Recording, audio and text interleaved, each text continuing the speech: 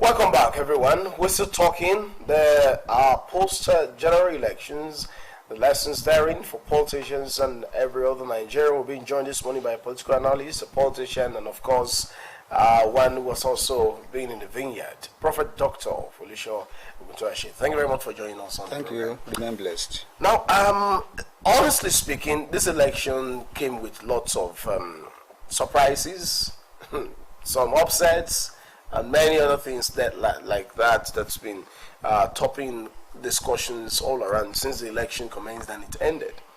For you, what's the greatest lesson from this election, especially to politicians like you?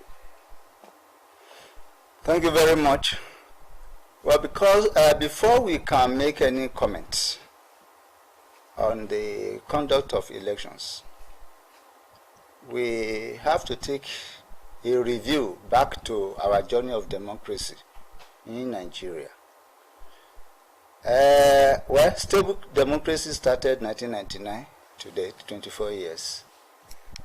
But we've not been practicing democracy in the actual way it should be practiced. So if we are evaluating or assessing or taking the clinical look of the last election and we want to comment, we must first start from the starting point. The starting point is democracy actually, which we are practicing or which we have been practicing. It's not it has never been our way of life. We started with the parliamentary in the 1959 elections, which we started practicing in 1960. And up to 1963 when we started our own republic. But it was not our way of life, but the way of life of the British. 1999 to date, stable democracy, yes, without interruption of the military. We've not been, that is the American system of governance. That governance and the government we've been putting in place has not been also our ways of life. So the way of life in the US, if we critically study them, observe them, we see that the way we are practicing democracy here, we are practicing bastardized democracy. Bastardized. So therefore, when we are commenting on wrong things, you ask somebody to read 1 to 20. He's saying 1, 7, 6, 3, 15, and you give that person an applaud or pass mark. No. We are practicing it wrongly.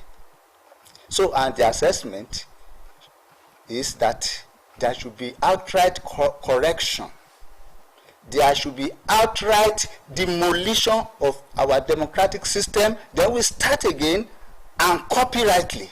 We've not been copying rightly. There are so many things associated with an election or electoral process. Either election process, there's a slight difference between election process and electoral process. Your assertion seems to suggest that there are many things wrong with the conduct of this election. Not only this, I said since 19... I understand. 19 years. I understand your point. Yes. I just for the sake of time, let us into your mind, what exactly you think were wrong with this last election?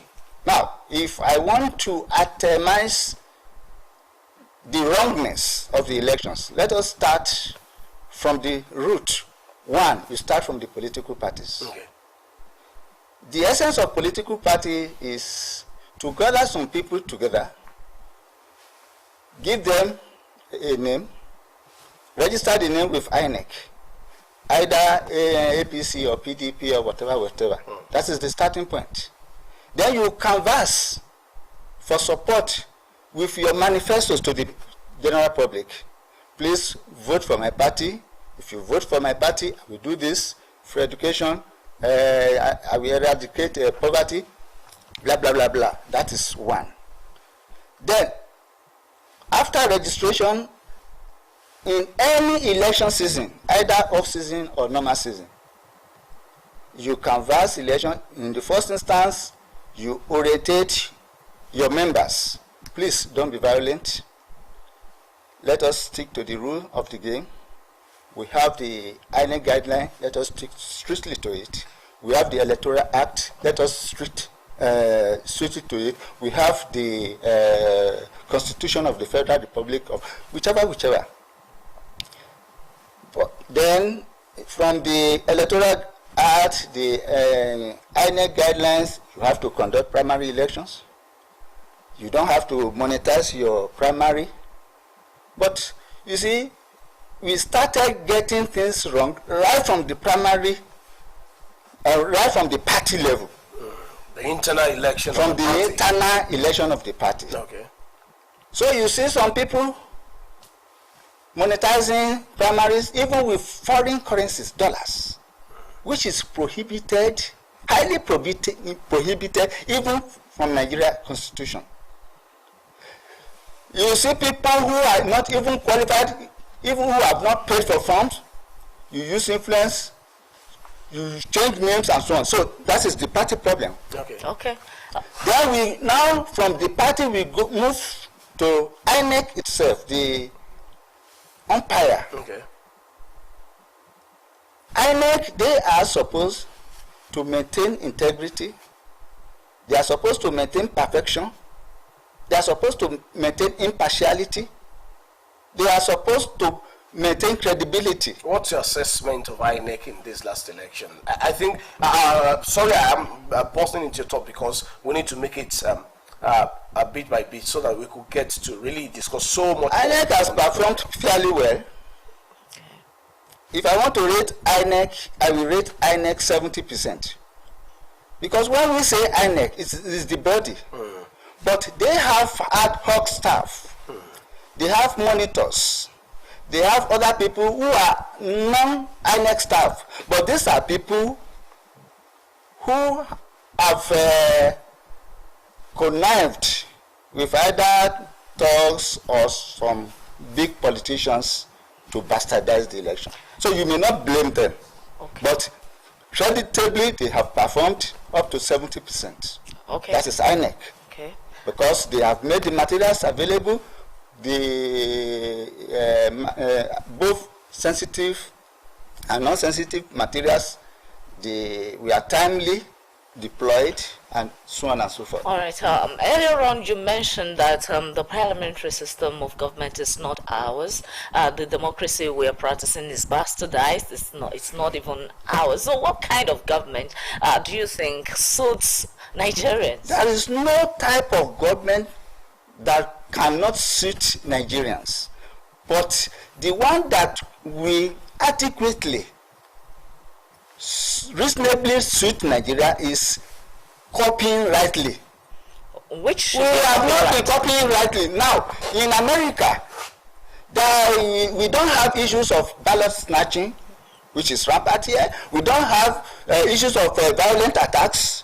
We don't have issues of religious divides. We don't have issues of rigging. We don't have issues of vote buying. We are not copying rightly.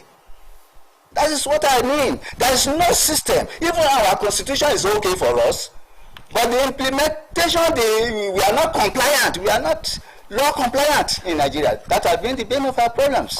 Okay, in copyright, you've mentioned the roles of political parties. You've delved into what INEC ought to do and also rated their performance in this last elections. Then what about the part of the electorate? What should the electorate do rightly? Now the electorate, they are not well orientated. Many of them, they don't know their right from their left. Because of the situation of poverty prevailing in the country, so majority of them, they just want, and they believe because of what has been planted into them, that, well, if you get into government, I don't know you, you may not know me, I may not benefit anything from you, but at election period, whatever you have for me, let me take it. Let me have it. So that is a very wrong notion entirely, and it's been destroying our democratic practices in Nigeria. So ignorance on the part of the electorates. Ignorance could that also be responsible for the heart-rendering level of vote buying and selling that we find in the electoral process? Some analysts have said that, well, it's getting better, but in the real natural sense, and according to many other commentators, it's getting to us in another dimension that we're yet to really understand, that we're still having to grapple with that problem. Yes, we are right. It's not getting better, it's getting worse. The first observation or earlier observations were direct exchange of money, using influence of money or materials, even though in the Electoral Act, in the INEC guidelines, souvenirs are allowed to be distributed by parties and candidates.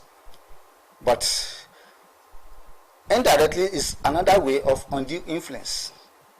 When you are intensifying your electioneering campaign, you give buckets, you give some yards of clothes, you give some money, you give this and that. That is inducement. But it's been direct before. But now that the law says if you are caught buying or selling votes or monetizing your votes, you could be jailed for that. So they now employ transfer into your bank accounts. Isn't that also traceable? In fact, much more traceable. In fact, that is more implicative than, because you can deny getting money, direct money. But after this election, a lot of people will be put into problems. Because 19 people, I beg your pardon, were arrested in a that is arrested. Now, but you see, the banks very soon, the banks will be asked to scrutinize the accounts of some people, because there may be reports. There will be reports actually. So they will scrutinize, and if they find in your account unusual lodgements, and if you are not able to explain, you could be in trouble for it. Well, what do you think would be the essence of arrest if there is no prosecution eventually?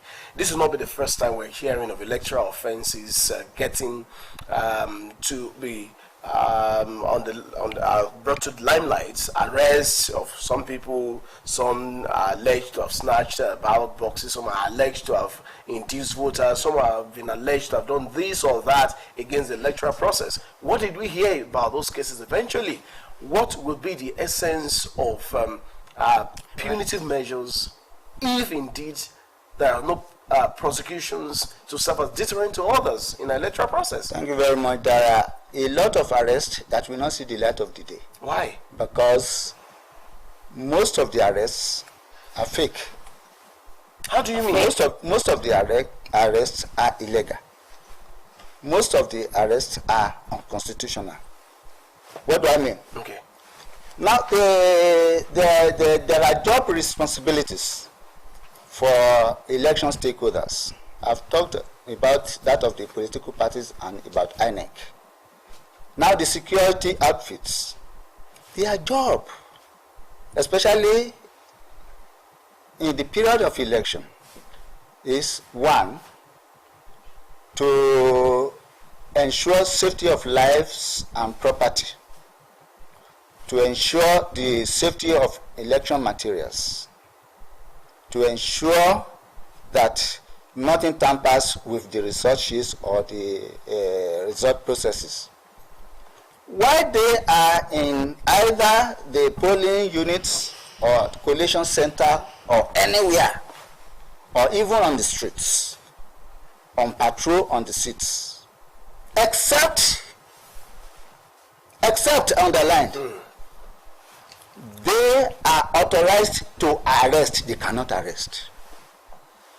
While in the polling unit, the most senior electoral officer there, either the SPO or the PO, if attention is pointed to the PO that some people are perpetrating criminal acts, or there are some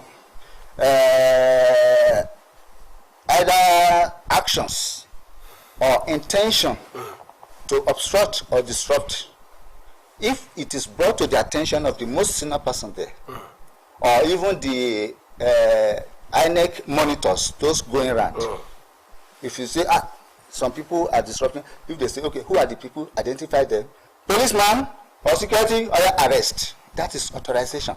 If that does not apply, the arrest will go, then at the end of the day, at the police station, they say, who authorized you to arrest? Is it your IG or your commissioner of police or INEC staff? If you say nobody else, you go away. Because if you go to the court, that person will be freed. So that has been our problem.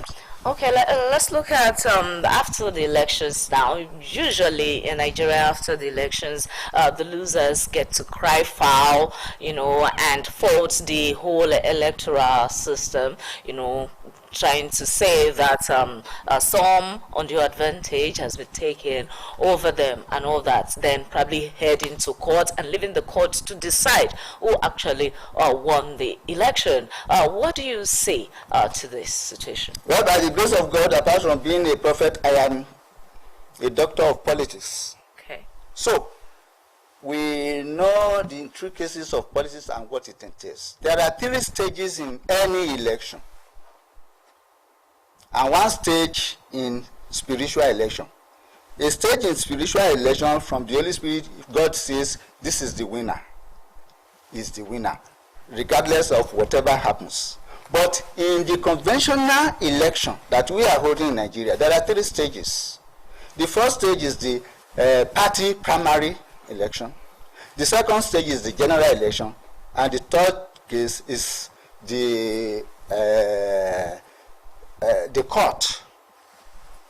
So, if the primary election, if you can fault it, it automatically nullifies the victory of that person.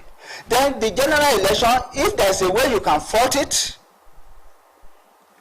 it also automatically nullifies the victory. And in the court, if court, well, in the process of the trial and they discover that there are imperfections, inadequacies, the court may order a cancellation of the entire election and order for a rerun. So those are the 3 stages, and the 3 stages are legitimate. So any person, it's normal. Well, before I let you go, let's take a look at what you think are the lessons that politicians must take from these last engagements, the state assembly and governorship elections. Well, there are a lot of lessons. From the women's side, I think the results of some of the states already declared should give them encouragement. Like Ondo State, 26 lawmakers elect, and out of the 26, 3 of them are women. One from our constituency 1, another from Idonre, and another from Ilaje constituency 2. Then Adamawa State, for the first time in the history of Nigeria, we'll be having a woman governor-elect, Aishatu Binani. So she won in Adamawa. So it's a very great encouragement. Then to the youth too, is also an encouragement. In Yobe State, Musa, a 25-year-old man or boy, defeated the incumbent speaker, who has been there for 20 years. So, pretending that there are hopes for women and youths if they actively participate in politics. There are hopes and rooms for them. to climb higher, and sky is the limit. Then two, there are some people that lost their seats because of non-performance. So when you go there, you should go there with the mind of serving the people, and not only serving the people, performing to the satisfaction and yearnings of the people. So a lot of them, well, they just feel election position, elective position, government position is business to them. They can go at all lengths to sell their houses, lands, anything, resources to contest election with the mind that if they win, they go to the treasury to loot. So, but these people, they should be careful because nemesis will catch on them one day. Thank you very much, Prophet Dr. Foluso Oguntuse, for sharing your thoughts with us on the program this morning. Thank you so much for coming. Everyone, well, thank you so much for being part of the program. It's been an engaging engagement. I must thank you so much for being part of it. From my colleague, yes. It's been nice having you join us on AM Today for today. Well, I also want to round up with what our guest has said, that if you've been elected to serve the people in a particular office, you better do it well. Because if you do it wrongly, nemesis will catch up with you. I'm Folashade Ugido. Let's do this again Wednesday morning, God willing. I'm Sunday Kolaole, urging you to enjoy the rest of the day. Good morning, everyone.